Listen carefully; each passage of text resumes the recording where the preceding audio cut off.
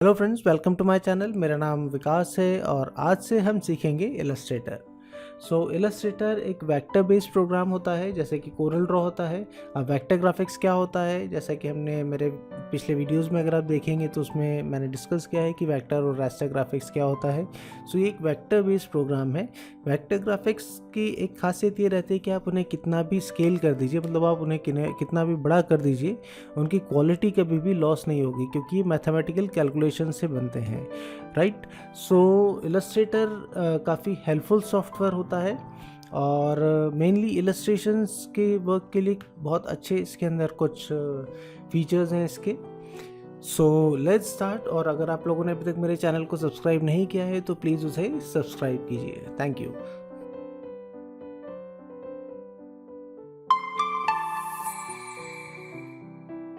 Okay, let's start.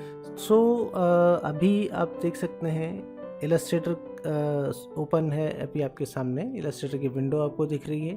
Right hand side में आप देख सकते हैं कुछ पैनल्स ओपन है इस तरह से, और सेंटर में आप देख सकते हैं ये वाइट एरिया पेज है, ये जो हमने पेज क्रिएट किया। अभी हम देखेंगे एक न्यू पेज क्रिएट करना भी।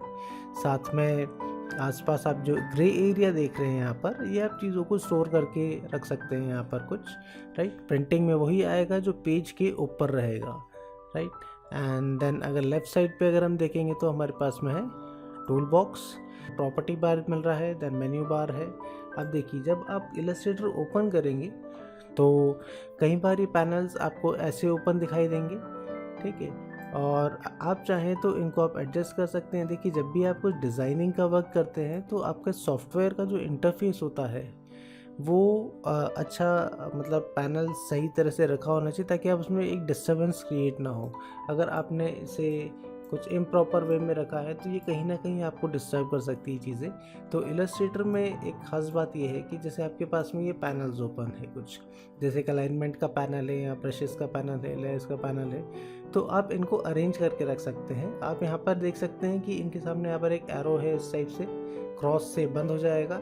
अगर मैं इस एरो पे क्लिक करता हूँ तो देखिए वो क्या हो जाएगा, श्रिंक हो जाएगा। और यहाँ से आप उसको वापस से क्या कर सकते हैं, एक्सपांड कर सकते हैं। अब इनको अगर आप अरेंज करके रखना चाहते हैं तो आप सिंपली इनको यहाँ से ड्रैग कीजिए और यहाँ पर लेकर जब आप आएंगे कॉर्नर पे तो आप देख सकते हैं कि एक ब्लू कलर की लाइन आ रही है यहाँ पर। दैट मीन्स वो वहाँ पर क्या हो जाएगा, स्टिक हो जाएगा, ठीक है। आप देख सकते हैं अगर मैं यहाँ से इसको एक्सपांड कर सकता हूँ और कोलैप्स कर सकता हूँ मैं। सेम इसी पैनल को हम लेकर जाते हैं और इसके नीचे जब मैं लेके जाऊंगा तो देखिए एक ब्लू कलर की लाइन आ रही है, तो मैं यहाँ ले जाकर इसको छोड़ दूंगा ऐसे, तो नीचे वो स्टिक हो जाएगा, राइट। इसी तरह से हम सभी पैनल्स को यहाँ पे एडजस्ट करके रख सकते हैं। देखिए, ये अब आपका जैसा आपको अच्छा लगे, जैसा कंफर्टेबल फील लगे, उस वे में आप इसको अरेंज करके रख सकते हैं आपके पेज को। और यहाँ से आप देख सकते हैं कि ये पैनल आप ऐसे ओपन करेंगे, जब बाहर क्लिक करेंगे या इसी के ऊपर वापस क्लिक करेंगे तो वो वहाँ पे बंद हो जाएगा, राइट। इस टाइप से आप चीज़ों को अरेंज करके रखिए ताकि डिज़ाइनिंग के वर्क में आपको ज़्यादा डिस्ट्रैक्शन ना हो। अब यहाँ पर आप देखेंगे कि आपको राइट हैंड साइड में यहाँ पर ऊपर कुछ दिख रहा है, दैट इज़ एसेंशियल क्लासिक्स। अगर मैं इस डाउन एरो पे क्लिक करता हूँ तो आपको यहाँ पर कुछ अलग अलग वर्क स्पेस मिलेंगे। अब वर्क स्पेस क्या होता है, जैसे कि अभी हमने जो ओपन करके रखा है वो कौन सा वर्क स्पेस है, एसेंशियल्स क्लासिक करके है। अब मान के चलिए आप वेब से रिलेटेड कुछ वर्क कर रहे हैं, तो अगर मैं इस पर क्लिक करता हूँ, वेब से रिलेटेड जितने भी टूल्स हैं और जितने भी पैनल ज़रूरी है वो वाले सब यहाँ पर ओपन हो जाएंगे। उसी तरह से अगर आप कोई टाइपोग्राफी का वर्क कर रहे हैं तो आप देख सकते हैं कि टाइपोग्राफी से रिलेटेड सारे पैनल्स यहाँ पर ओपन हो जाएंगे इस तरह से, क्लियर। तो अलग अलग वे में आप इसको यूज़ कर सकते हैं। अब अगर आप नीचे यहाँ पर देखेंगे तो आपको एक न्यू वर्क स्पेस का भी यहाँ पर ऑप्शन मिल रहा है। दैट मीन्स कि आप अपना खुद का वर्क स्पेस भी क्रिएट करके रख सकते हैं। आप चाहें तो आपको अगर ये पैनल्स नहीं चाहिए साइड में तो आप सबको हटा दीजिए और यहाँ पर आप उसको सेव कर सकते हैं as a new workspace. और जब आप उसको फिर ओपन करेंगे तो वैसा ही वर्क स्पेस दिखेगा जैसा कि आपने उसको एडजस्ट किया है। वर्क स्पेस मीन्स कि आप की कन्वीनियंस के अकॉर्डिंगली, जैसे जो इलस्ट्रेशन का वर्क करते हैं तो उन्हें कुछ टूल्स की ज़रूरत रहती है, कुछ पैनल्स की ज़रूरत लगेगी जिनका ज़्यादा यूज़ होगा, तो वो उसके अकॉर्डिंगली उसको एडजस्ट करके यहाँ पर रख लेते हैं। अब जैसे मैं वापस एसेंशियल्स क्लासिक्स पे जाता हूँ तो देखिए हमने जो स्टार्टिंग में देखा था वो वाला आपका वर्क स्पेस आ गया है। अगर आप न्यू वर्क स्पेस बनाना चाहते हैं आपका खुद का, तो पहले आप क्या कीजिए, यहाँ पर पैनल्स जो भी चाहिए वो आप यहाँ पे सेट करके रख लीजिए। आप जितनी भी पैनल्स रहती है ये आपको कहाँ मिलेगी, ये विंडो मेन्यू के अंदर मिलेगी यहाँ पर। और फिर आप क्या कर सकते हैं, यहाँ पे जाके एक न्यू वर्क स्पेस का बटन है, इसके ऊपर आप क्लिक कीजिए और यहाँ पे आप उसका नाम दे दीजिए, जो भी वर्क स्पेस का आप नाम देना चाहते हैं, और उसको ओके कर दीजिए। ठीक है, तो नेक्स्ट टाइम आप जब भी आएंगे तो आपका वर्क स्पेस यहाँ पर सेव रहेगा। सिंपली आप क्लिक करके उस वर्क स्पेस को ओपन कर सकते हैं। क्लियर? सो आई होप आप लोगों को वर्क स्पेस समझ में आ गया। काफ़ी इंपॉर्टेंट होता है, ध्यान रखिए, बिकॉज आप जब डिज़ाइनिंग का वर्क करते हैं तो आपको एक कंसंट्रेशन की ज़रूरत होती है, तो आपका जो इंटरफेस है वो भी एक बैलेंस हो, एक जमा हुआ रहेगा, तो वो काफ़ी आपको हेल्पफुल रहेगा। और अगर हम देखें यहाँ पर तो हमें दिख रहा है प्रॉपर्टी बार यहाँ पर, राइट, और सबसे ऊपर मेन्यू बार है। और अगर मैं यहाँ पर देखता हूँ तो ये है हमारा टूल बॉक्स, जिसकी मदद से हम पूरा इलस्ट्रेशन या ड्राइंग या पेंटिंग जो भी हम वर्क करेंगे वो हम इन टूल्स की मदद से करते हैं। अब आप देखेंगे कुछ टूल्स में यहाँ पर आपको एक एरो दिख रहा है। सो अगर आप इस पर प्रेस करके रखेंगे तो आपको और भी हिडन टूल्स यहाँ पर दिखाई देंगे। इस तरह से सिंपली आपको प्रेस करके रखना है तो आपको और उसकी जो अंदर हिडन टूल्स हैं वो आपको यहाँ पर दिखाई देंगे। क्लियर? अब अगर आप इसमें किसी भी टूल के ऊपर, मान लीजिए कोई टूल है आपको उसकी ज़्यादा ज़रूरत लग रही है, फॉर एग्जांपल जैसे आप पेन टूल से वर्क कर रहे हैं और पेन टूल की आपको बार बार ज़रूरत लग रही है, जैसे इसके अंदर और भी जो पेन टूल के ऑप्शंस है आपको इनकी ज़रूरत है, तो आप क्या कर सकते हैं, जैसे इसको आप ओपन जब करते हैं तो यहाँ पर आप देखेंगे राइट हैंड साइड पर आपको एक एरो दिखाई दे रहा है। अगर आप इस एरो पे क्लिक करेंगे तो आप देखेंगे कि ये पूरा जो टूल की जो ग्रुप था ये पूरा बाहर आ जाएगा और आप उसको फिर अरेंज करके रख सकते हैं।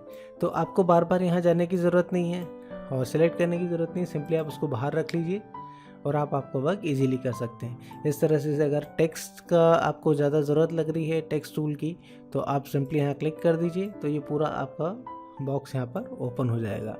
ठीक है, तो इस तरह से आप अरेंज करके भी रख सकते हैं कि आपका वर्क स्पेस आप बना के रखिए जिन टूल्स की आपको ज़्यादा ज़रूरत लगती है, फिर उसी को आप क्या कर सकते हैं, जैसा मैंने आपको बताया कि आप उस वर्क स्पेस को सेव करके रख सकते हैं ताकि जब भी आपको ज़रूरत लगे तो आप आपके वर्क स्पेस को सिलेक्ट करके वर्क कर सकते हैं। राइट, अभी मैं इनको ऐसे क्लोज कर देता हूँ। सबसे फर्स्ट जो टूल हमें दिखाई दे रहा है वो टूल है हमारा सिलेक्शन टूल। अब सिलेक्शन टूल का यूज़ होता है किसी भी ऑब्जेक्ट को सिलेक्ट करने के लिए या फिर उसको ट्रांसफॉर्म करने के लिए। ट्रांसफॉर्म करना मतलब कि छोटा बड़ा करना या उसको रोटेट करना, तो वो आप किसकी मदद से कर सकते हैं, यहाँ पर with the help of selection tool कर सकते हैं। राइट, अब देखिए नीचे अगर हम आते हैं तो हमको जो बेसिक ऑब्जेक्ट्स हमारे रहते हैं, जैसे अभी हम कुछ एग्जांपल अगर देखते हैं तो हमें यहाँ पर कुछ बनाना पड़ेगा। तो ये हमारे बेसिक टूल्स हैं, जैसे रेक्टेंगल टूल है, round rectangle tool, ellipse tool, polygon tool. तो सबसे पहले मैं यहाँ पर एक रेक्टेंगल टूल ले लेता हूँ ताकि हम सिलेक्शन टूल को अच्छे से समझ सकें। सो मैंने यहाँ पर रेक्टेंगल टूल लिया और यहाँ पर मैंने सिंपली ड्रॉ कर दिया एक। राइट, अब अगर हम प्रॉपर्टी बार में जाते हैं सबसे पहले, तो आप यहाँ देख सकते हैं आपको ये भी दिखाई देगा कि अभी हमने एक रेक्टेंगल ड्रॉ किया है। राइट, अब यहाँ पर अगर आप देखेंगे तो ये क्या है, आपका फिल है, मतलब जो अंदर कलर है वो वाइट कलर है अभी, और साथ में ये वाला जो है ये कलर है आउटलाइन का। अब यहाँ पर आउटलाइन को बोला जाता है स्ट्रोक बोला जाता है। अगर आप कोरल ड्रॉ में देखेंगे तो वहाँ पर उसको आउटलाइन बोला जाता है, यहाँ पर इसको स्ट्रोक बोला जाता है। राइट, तो कंफ्यूज होने की बिल्कुल भी उसमें ज़रूरत नहीं है। ठीक है, देखिए अब अभी आउटलाइन का कलर क्या है, यहाँ पर ब्लैक है। अब अगर मैं इस ऑब्जेक्ट को सिलेक्ट, इसमें कुछ चेंजेस करना है अब, तो मुझे क्या करना पड़ेगा, सबसे पहले मुझे इसको सिलेक्ट करना पड़ेगा with the help of selection tool. और सिलेक्शन टूल का शॉर्टकट होता है वी। ठीक है, अगर आप कीबोर्ड से वी प्रेस करेंगे तो सिलेक्शन टूल वहाँ पर सिलेक्ट हो जाएगा। मैंने इसको सिलेक्ट किया है यहाँ पर।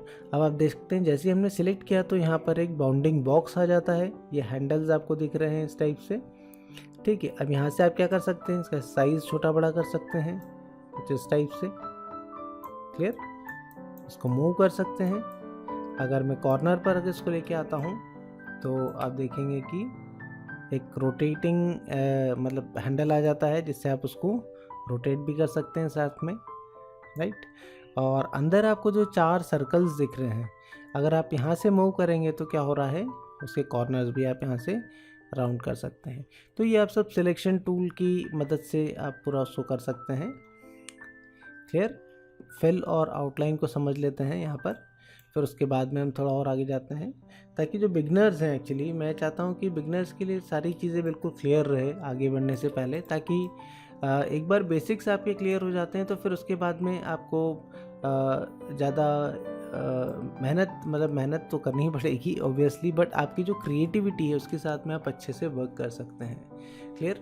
सो जैसे मैंने इसको सिलेक्ट किया और मुझे अगर फिल का कलर चेंज करना है तो मैं यहाँ पर जाऊँगा और यहाँ पर आप देख सकते हैं कि फिल कलर यहाँ पर आपको दिख रहा है। क्लियर? इस टाइप से आप कलर चेंज कर सकते हैं। अभी आप अगर किसी भी कलर के ऊपर माउस ओवर करते हैं तो आप देख सकते हैं ये कौन से कलर्स हैं, ये CMY के कलर्स हैं ये। ठीक है? कोरल ड्रॉ की जो प्लेलिस्ट है उसमें आपको एक वीडियो मिलेगा RGB और CMY के कलर्स क्या होते हैं, तो आप उसमें अच्छे से समझ सकेंगे। यहाँ पर मैं आपको शॉर्ट में समझा देता हूँ कि CMY के कलर्स रहते हैं, ये 4 कलर्स के नाम हैं, दैट इज सियान, मैजेंटा, येलो एंड K4 होता है ब्लैक।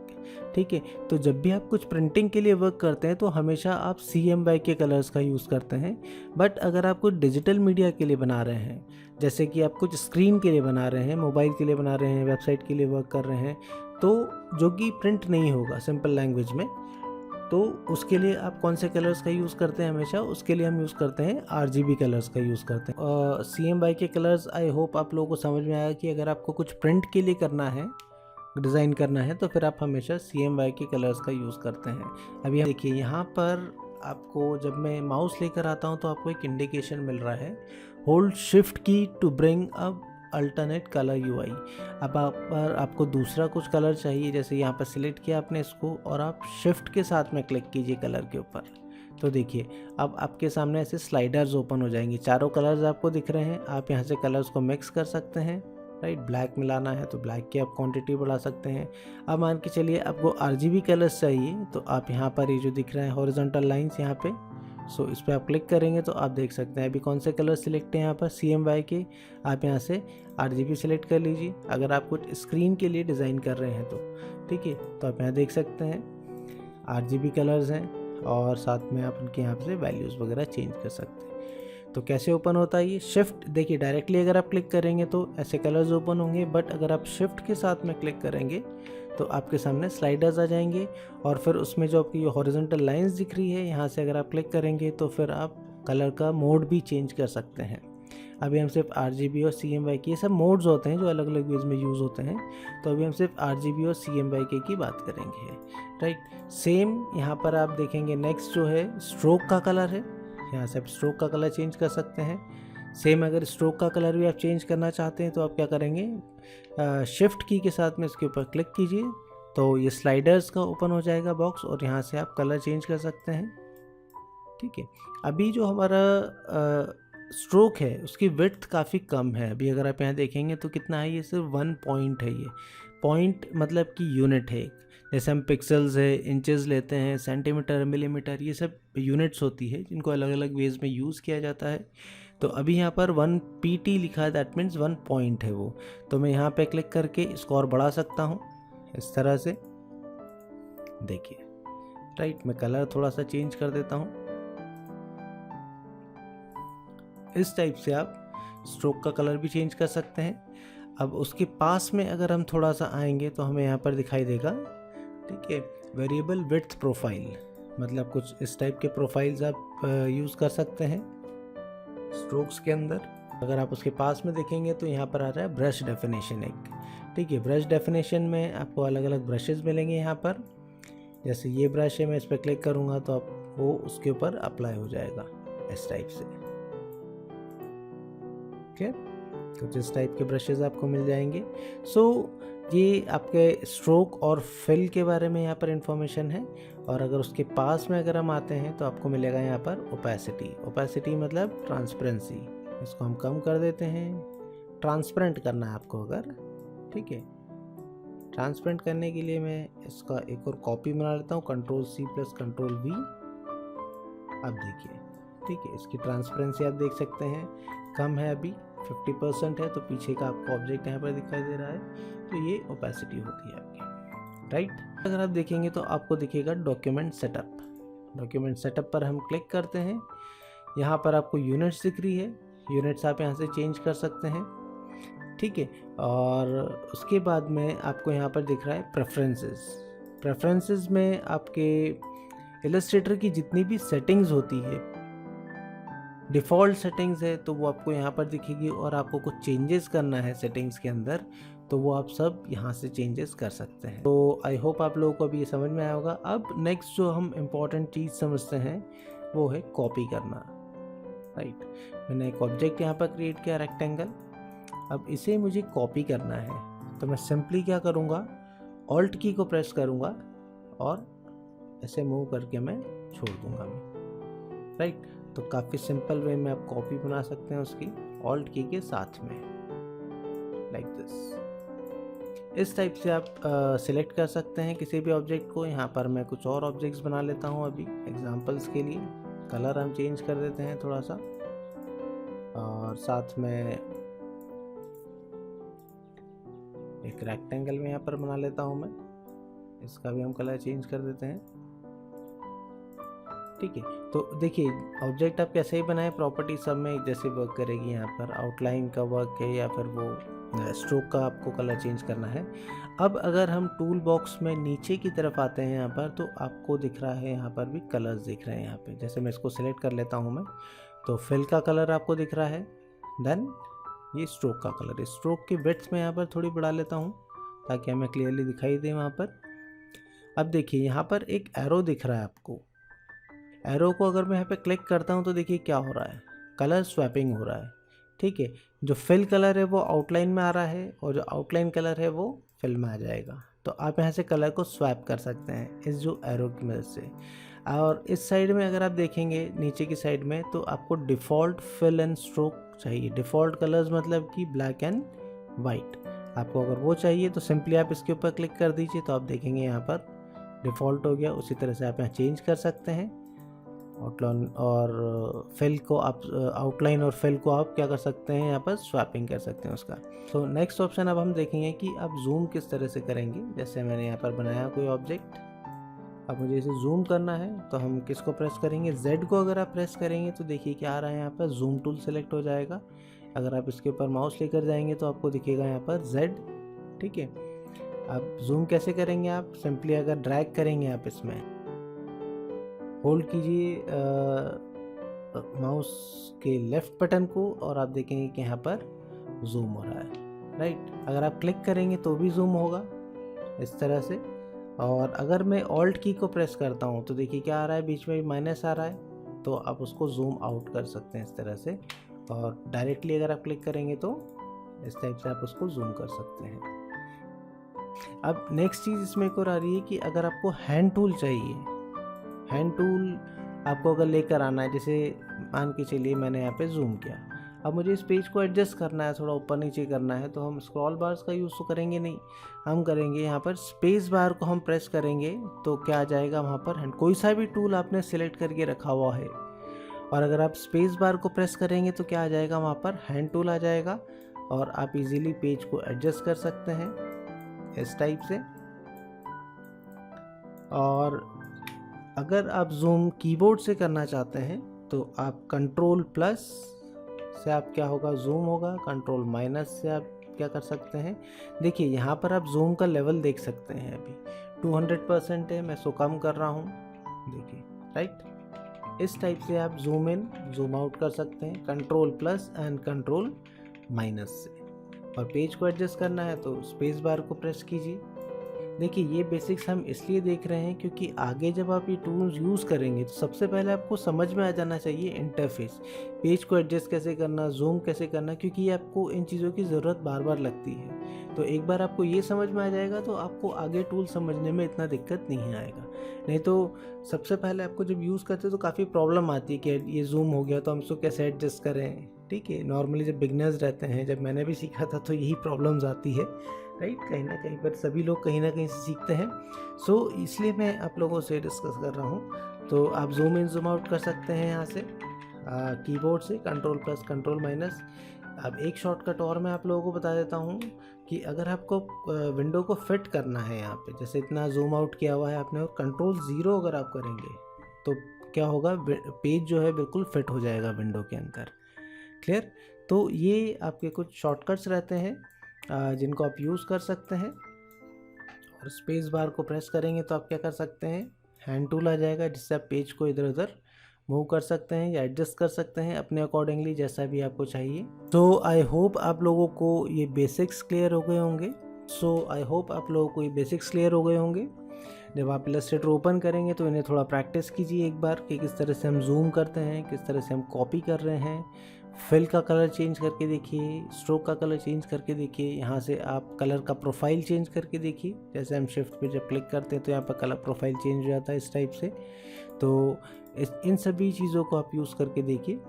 और सेकेंडली जो इसमें एक और इम्पॉर्टेंट चीज़ आती है वो है कि अभी जैसे मैंने यहाँ पर एक बेसिक टूल जो लिया है रेक्टेंगल टूल, मैं इसे ड्रॉ करता हूँ मैं। ओके, अब अगर मुझे कुछ प्रॉपर साइज़ के साथ में अगर मुझे बनाना है तो मैं क्या करूँगा, यहाँ पर रेक्टेंगल टूल लूँगा और मैं पेज के ऊपर सिंपली एक बार क्लिक कर दूँगा मैं। तो आप यहाँ देख सकते हैं कि आपके सामने यहाँ पर विड्थ और हाइट आप यहाँ पर एंटर कर सकते हैं। अभी mm में है यूनिट्स, ठीक है। अब इन यूनिट्स को अगर आपको चेंज करना है तो आप कहाँ जाएंगे, प्रेफरेंसेस में आप जाइए और यहाँ पर आपको यूनिट्स मिलेगा। यूनिट्स में आपको क्या दिख रहा है, जनरल यूनिट्स जो दिख रही है वो मिलीमीटर्स में है। तो हम इसको भी पिक्सल्स में कर लेते हैं, ठीक है। पिक्सल्स का यूज़ आप कब करेंगे, जब आप कुछ स्क्रीन के लिए आप कुछ डिज़ाइन करते हैं तो पिक्सल्स को हम यूज़ करते हैं। और मैं इसको ओके कर देता हूँ मैं। अब वापस से मैंने लिया है पर रेक्टेंगल टूल और मैं इस पर क्लिक करूँगा तो देखिए अब पिक्सल्स में आ रहा है। अब मुझे चाहिए यहाँ पर 200 बाय 200 पिक्सल्स का एक स्क्वायर शेप चाहिए और मैं ओके कर दूँगा, ठीक है। तो आप देखेंगे कि यहाँ पर एक बॉक्स क्रिएट हो जाएगा। सो आप जैसे राउंडेड रेक्टेंगल टूल लेते हैं, हम राउंडेड रेक्टेंगल कुछ ऐसा रहता है जिसके कॉर्नर्स कैसे रहते हैं, राउंड रहते हैं। और जैसे कि हमने सिलेक्शन टूल से देखा है, हम यहाँ से अगर इसको एडजस्ट करेंगे तो देखिए कॉर्नर्स को आप कम ज़्यादा कर सकते हैं, उनकी राउंडनेस को कम ज़्यादा कर सकते हैं।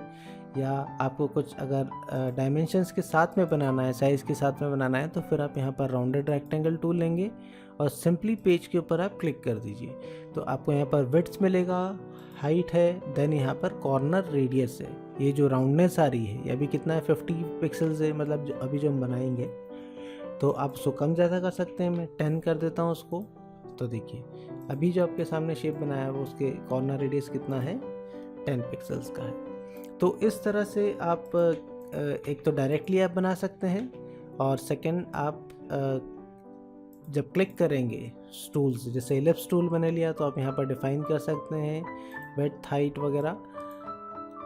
और जैसे पॉलीगॉन टूल है, पॉलीगॉन टूल से मैं क्लिक करता हूँ मैं। पहले हम यहाँ पर डायरेक्टली बना के देख लेते हैं, इस टाइप से ऐसे बन गया। अब आपको अगर इसकी साइड्स वगैरह चेंज करना है तो आप क्या करेंगे, सिंपली सिलेक्ट कीजिए और इसके ऊपर क्लिक कीजिए, ठीक है। यहाँ पर रेडियस दैट मीन्स कि सेंटर से लेकर एजेस तक का कितना साइड तक का जो डिस्टेंस होता है वो रेडियस होता है। देन साइड्स आपके भी 5 साइड्स है, सॉरी 6 साइड्स है, मैं इसको 10 कर देता हूँ मैं और इसको हम ओके कर देते हैं। तो 10 साइड्स का एक यहाँ पर पॉलीगॉन शेप बन जाएगा इस टाइप का। क्लियर? अब एक और इम्पॉर्टेंट चीज़ पर हम आते हैं कि अगर आप यहाँ पर रेक्टेंगल ड्रॉ कर रहे हैं, ठीक है। अभी अगर मैं डायरेक्टली बना रहा हूँ तो देखिए, ठीक है, कुछ इस टाइप से आप शेप बना सकते हैं। बट अगर मैं शिफ्ट की को यहाँ पर प्रेस कर देता हूँ तो क्या हो रहा है, देखिए एक परफेक्ट कंस्ट्रेन में बन रहा है, मतलब कि प्रॉपर एक प्रोपोर्शन के अंदर यहाँ पर शेप बन रहा है। जैसे स्क्वायर शेप आपको चाहिए तो आप ऐसे बना सकते हैं, सिंपल लाइक दिस। अब अगर गलती से ऐसा पेज मूव हो जाता है तो आप क्या कीजिए, सिंपली यहाँ से इसको ड्रैग कीजिए और यहाँ पर ऊपर लेकर आइए। तो एक ब्लू कलर का देखिए आप एक लाइन आ गई है, बॉक्स बन गया, और छोड़ दीजिए उसको, तो वापस से वो स्टिक हो जाएगा। क्लियर? तो इस टाइप से अगर आप, जैसे मैं यहाँ पर एलिप्स टूल ले लेता हूँ मैं, अगर मैं डायरेक्टली बनाता हूँ तो कुछ ओवल शेप अगर आपको चाहिए तो आप बना सकते हैं। लेकिन अगर आपको सर्कल चाहिए तो आप क्या कीजिए, शिफ्ट की से प्रेस कीजिए, तो शिफ्ट की से आप फिर बना सकते हैं कुछ अच्छा प्रॉपरली शेप। क्लियर? तो ये सभी पर ये चीज़ आप यूज़ कर सकते हैं। जब आपको प्रोपोर्शन में बनाना है तो आप क्या करेंगे, आप शिफ्ट की का यूज़ करेंगे। सो आई होप आप लोगों को ये बेसिक्स कुछ क्लियर हो गए होंगे, ये काफ़ी काम में आने वाले हैं आपको। अब आप जो भी प्रैक्टिस स्टार्ट करें तो अभी से इन चीज़ों को आप उनको यूज़ करना स्टार्ट कर दीजिए, ध्यान रखिए, ताकि आपको आगे उसमें प्रॉब्लम ना आए यूज़ करने में। जितने शॉर्टकट्स आप सीखते जाएंगे उतना आपके लिए इजी होते जाती है चीज़ें। आपकी कीबोर्ड स्किल्स अच्छी कीजिए सबसे पहले तो। कीबोर्ड स्किल्स में अगर आपकी टाइपिंग स्पीड अच्छी नहीं, देखिए ग्राफिक डिज़ाइनिंग में अगर आप करियर बनाना चाहते हैं, डिज़ाइनिंग फील्ड में, कोई सी भी डिज़ाइनिंग फील्ड में अगर आप करियर बनाना चाहते हैं तो आपकी जो कीबोर्ड स्किल्स है वो अच्छी होना चाहिए। जैसे आप ग्राफिक डिज़ाइनिंग में, आप एडवर्टाइजिंग में जा रहे हैं तो आपकी जो काफ़ी फास्ट वर्क होता है चीज़ों का, तो आपको आपकी टाइपिंग स्पीड सुधारिए। आप कुछ ऐसे ट्यूटोरियल्स आपको मिल जाएंगे ऑनलाइन काफ़ी, जिस पर आप प्रैक्टिस कर सकते हैं डेली 1 आवर भी अगर आप प्रैक्टिस करेंगे तो विदिन 1 मंथ आप एक काफ़ी अच्छी स्पीड का लेवल आप अचीव कर लेंगे उसमें, राइट। सो इन सब चीज़ों को ध्यान में रखिए और प्रैक्टिस करते रहिए। और अब हम मिलेंगे इलस्ट्रेटर के नेक्स्ट वीडियो में with some more tools and options. Till then bye bye, take care.